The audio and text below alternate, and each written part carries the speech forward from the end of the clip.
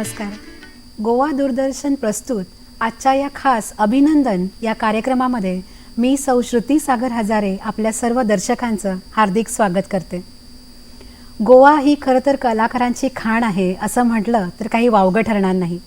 अनेक क्षेत्रातले उत्तमोत्तम कलाकार गोव्याने आजपर्यंत दिले आहेत आणि याच सर्व कलाकारांमध्ये एक उभरता तारा आता येऊ पाहत आहे, फोंड्याचा, जो गोव्यातील घराघरातच नाही तर महाराष्ट्रातही घराघरात त्याने गोव्यातील गंधर्व या नावाने जो प्रसिद्ध झाला तो म्हणजे आपला उभरता गायक कलाकार बालकलाकार कुमार ऋषिकेश ढवळीकर. दूरदर्शनच्या वतीने मी ऋषिकेशचं हार्दिक स्वागत करते. हॅलो. ऋषिकेश ढवळीकर हा फोंड्याचा डॉक्टर के.ब. हेडगेवार कुर्टी या शाळेचा विद्यार्थी. त्याचा जन्म मुळातच सांगीतिक घराण्यातून, म्हणजे त्याचे आजोबा हे स्वतः गायक रचनाकार, त्याचे वडील हे गोव्यातील प्रसिद्ध गायक आणि आता ऋषिकेश ही धुरा सांभाळत आहे. त्याने आपल्या गायनाने सर्व रसिकांना मंत्रमुग्ध केलं. नुकताच झी मराठीवर प्रसिद्ध झालेल्या सारेगमपा लिटिल चॅम्प्स या कार्यक्रमामध्ये, या सांगीतिक स्पर्धेमध्ये अंतिम 6मध्ये त्याची निवड झाली आणि तो गोव्यातच नाही तर पूर्ण महाराष्ट्रभरही प्रसिद्ध झाला. त्याने त्याच्या गायनाने, शास्त्रीय संगीताने सर्व रसिकांचं मन आणि कान तृप्त केले. त्याला त्याची सगळी कारकीर्द पाहून केंद्र शासनाने CCRTची शिष्यवृत्तीही प्रदान केली. पंडित श्री सुरेशजी वाडकर यांच्याकडूनही त्याला आजीवासांची शिष्यवृत्ती प्राप्त झालेली आहे. चला तर मग आपण आता बातचीत करूया, थोडे प्रश्न विचारूया आपल्या या बालकलाकाराला ऋषिकेश ढवळीकर. हॅलो ऋषिकेश. माझा तुला पहिलाच प्रश्न असा राहील की मुळातच संगीत क्षेत्रामध्ये तू आता तुझं पदार्पण झालेलं आहे, तर गायनाला आरंभ कधी झाला, म्हणजे शिक्षण गायनात कधीपासून सुरू झालं? तसं आजोबा आणि बाबांना गायनाचं म्हणजे वडील शिकलेले होते गाणं म्हणून. तर मी 2 वर्षाचा असतानापासनं मला गाणं ऐकायला मिळत होतं. पण शिक्षण वयाच्या 7व्या वर्षी सुरू केलं, शास्त्रीय गायनाचं शिक्षण. आणि सध्या मी माझ्या वडिलांकडे शिकतोय, मग गोव्यातील सुप्रसिद्ध गायिका प्राची जठार यांच्याकडे शिकतोय. आणि गेली 6 वर्ष मी गोव्यातील सुप्रसिद्ध गायिका मुग्धा गावकर यांच्याकडे शिकत होता. आणि सध्या पुण्यातील सुप्रसिद्ध गायिका शिवानी मारुलकर यांच्याकडे पण माझे ठुमरीचे शिक्षण चालू आहे. खूपच छान. आता नुकतंच तू सारेगमप लिटिल चॅम्प्स या कार्यक्रमातून खूप प्रसिद्ध झालास आणि आम्हा सर्वांच्याच मनामध्ये, हृदयामध्ये एक स्थान निर्माण केलेलं आहेस. तुझा एकंदर या सगळ्या स्पर्धेचा अनुभव कसा होतास? काय शिकायला मिळालं? ह्या स्पर्धेत यायच्या आधी मी फक्त शास्त्रीय गाणं गात होता, शास्त्रीय संगीतावर आधारित गाणी. आणि ह्या स्पर्धेत आल्यानंतर मला असं वाटलं की आपण आता वेगवेगळे जॉनर ट्राय केले पाहिजे. म्हणजे हे मी गाऊ शकतो का, मी लोकसंगीत गाऊ शकतो का, मी कंटेम्पररी म्युझिक गाऊ शकतो, बॉलिवूड म्युझिक गाऊ शकतो का. तर हे मला ट्राय करावं असं वाटलं आणि मला त्याच्यामध्ये यश मिळालं.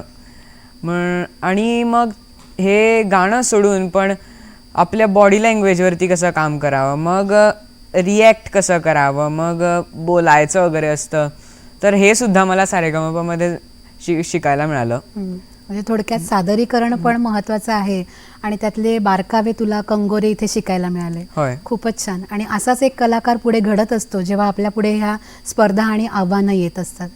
आता मुळातच जसं तू म्हणालास की वडीलही गायन क्षेत्रात, आजोबाही या क्षेत्रात होते, रचनाकार होते, मग ते तर गोव्यामध्ये प्रसिद्ध आहेतच. मग तू जेव्हा सादरीकरण करतोस तेव्हा मनावर कुठेतरी दडपण, ताण असतं का?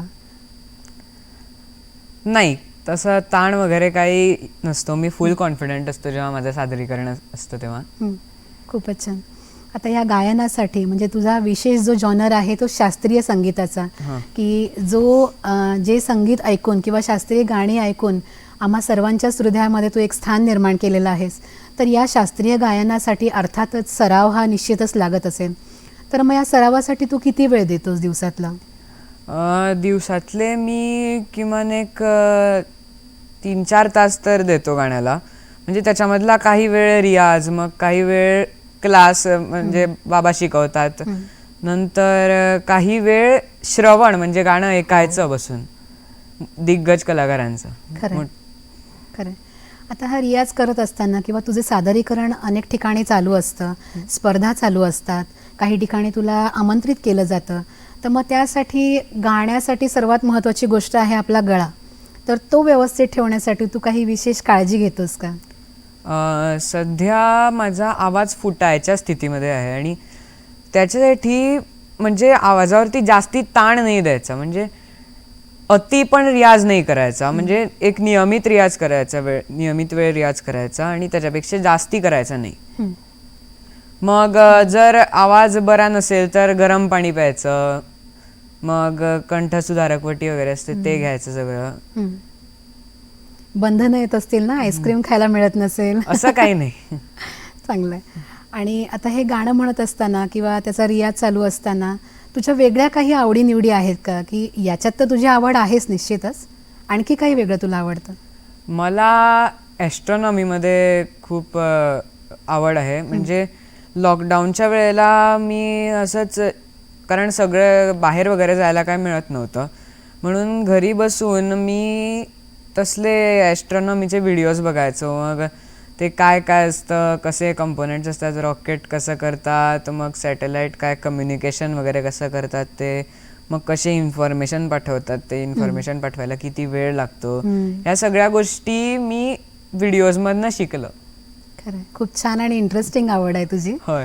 आता हे सगळं सांभाळताना मग रियाज आहे, सादरीकरण आहे, कुठे कुठे फंक्शन्सला प्रोग्रामला बोलावलं जातं, तर आता तू 9वीमध्ये शिकतही आहेस, मग तू अभ्यास आणि हे सगळं ताळतंत्र कसं सांभाळतो? म्हणजे अभ्यासाचा वेळ असतो, दुपारी मी घरी आल्यानंतर अभ्यासाला बसतो आणि त्यानंतर रात्रीच्या वेळी मी गाणं करतो. सो मला असं काही कधीच प्रॉब्लेम आला नाही की गाण्यामुळे म्हणजे अभ्यास कमी होतोय गाण्यामुळे, असा कधीच मला प्रॉब्लेम नाही झाला. म्हणजे दोन्ही गोष्टी तू उत्तमरित्या सांभाळत आहेस. होय. नक्कीच. आता पुढे काय करायचं ध्येय आहे? पुढे मला शास्त्रीय संगीतामध्ये एक खूप चांगला मोठा गायक व्हायचं आहे आणि मला पूर्ण गोव्याचं नाव वर काढायचं आहे, की गोव्यामध्ये सुद्धा खूप काही कलाकार आहे, सगळे फक्त गोव्यामध्ये नाही असं म्हणतात थोडे लोक. तर मला असं सिद्ध करायचं आहे की गोव्यामध्ये पण खूप मोठे मोठे संगीत कलाकार आहे. खरं, खूप चांगली गोष्ट आहे ही. आणि नक्कीच आम्हाला सगळ्यांना खात्री आहे की गोव्याचं नाव तू आताच पुढे काढलेलंच आहेस, याही पुढे काढत राहशील.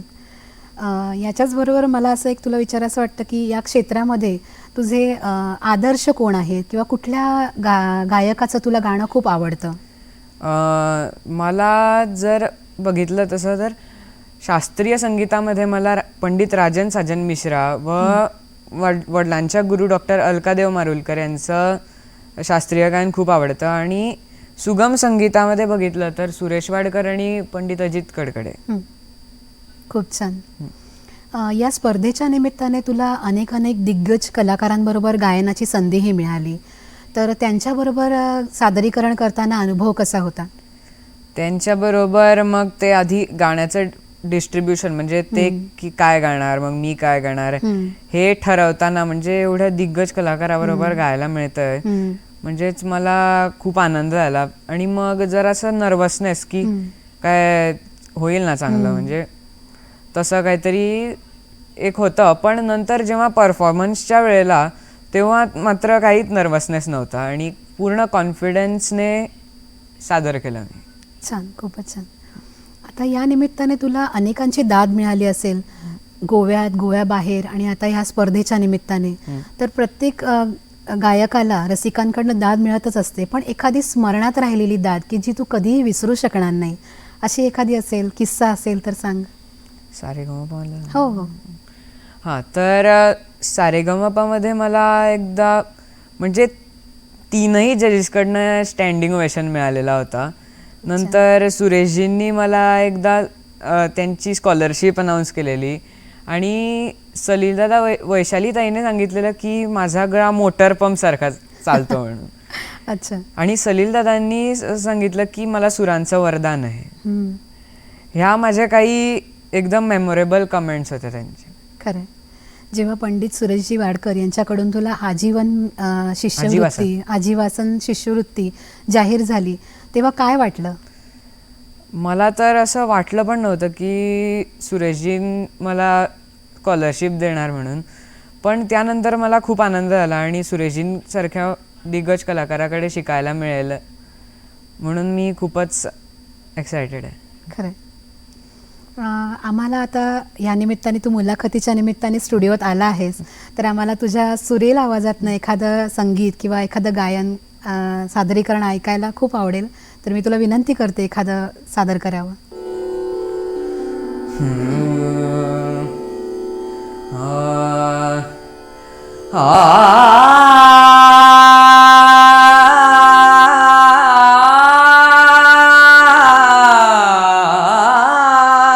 प्रथम तुझ पाहता,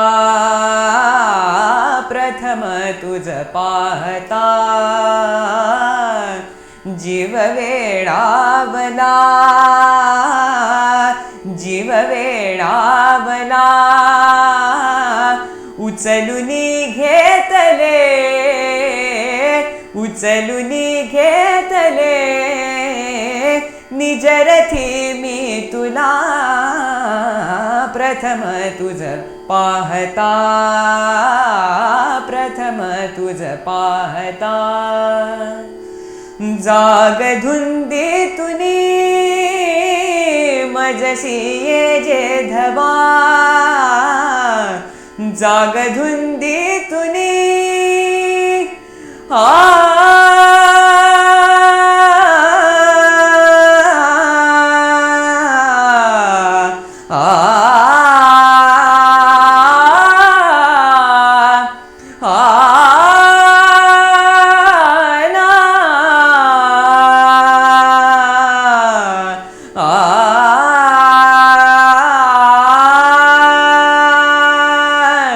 जाग धुंदीतुनी मजसी ये जे धवा, कवळुनी तुझसी मी चुंबिले ते धवा, कवळुनी तुझसी मी चुंबिले ते धवा.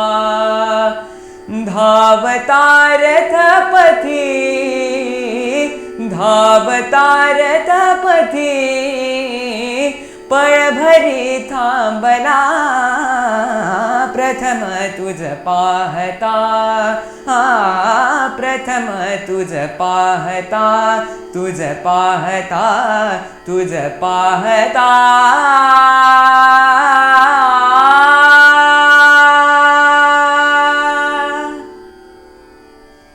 खूपच छान ऋषिकेश, अगदी निशब्द करून टाकलंस आम्हाला.